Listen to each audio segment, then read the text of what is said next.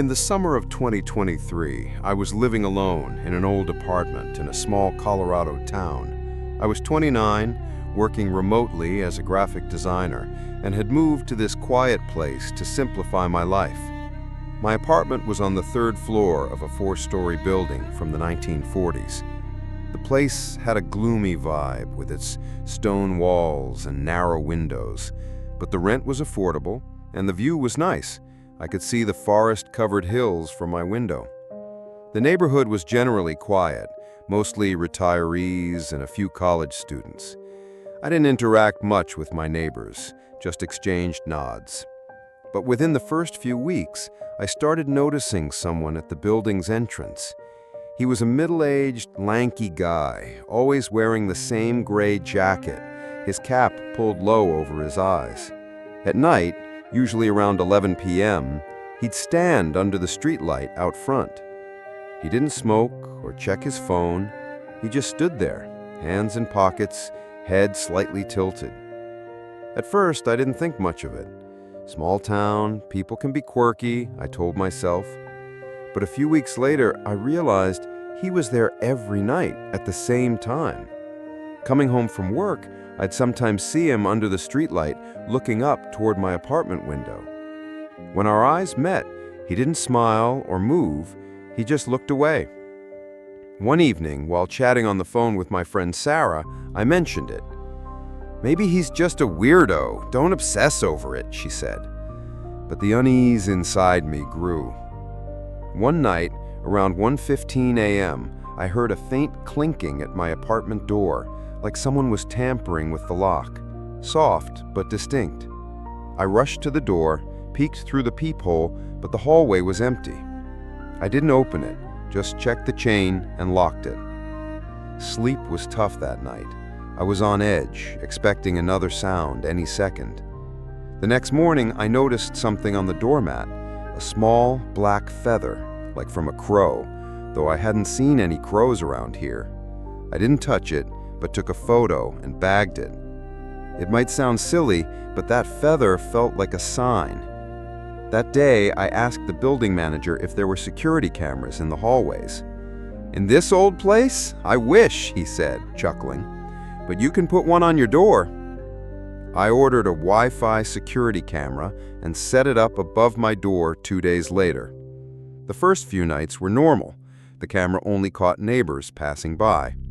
But on the fourth night, at 1:23 p.m., it detected motion. In the footage, the gray jacket guy was standing in the hallway. His face was turned toward the camera, but his cap shadowed it. He took a step toward my door, holding something small and shiny, maybe a knife or a screwdriver. Then he suddenly stepped back and headed for the stairs. My heart was pounding. I called the cops right away. The police came, watched the footage. "Yeah, that's creepy," they said, but since his face wasn't clear, they couldn't do much.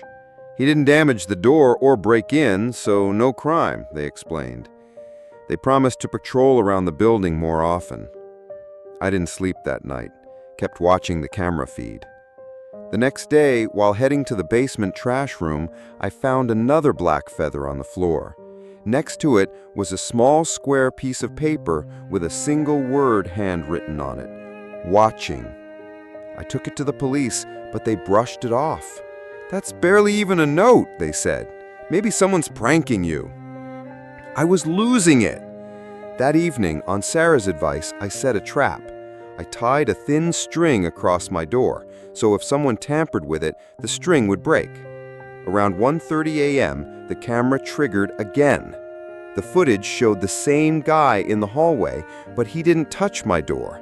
He just left something on the floor and walked away. In the morning, the string was intact, but there was another feather by the door, this time with a rusty metal key tied to it. The key didn't fit any lock I knew of. That day, I packed a bag and stayed at Sarah's place for a week. I told the police everything, but they said there wasn't enough evidence.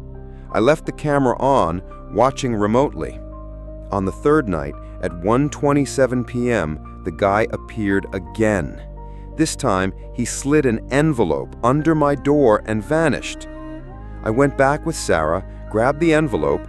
Inside was a photo of me, taken a few days earlier at the town's grocery store. On the back, in the same handwriting, it said, "Wherever you go." I couldn't take it anymore.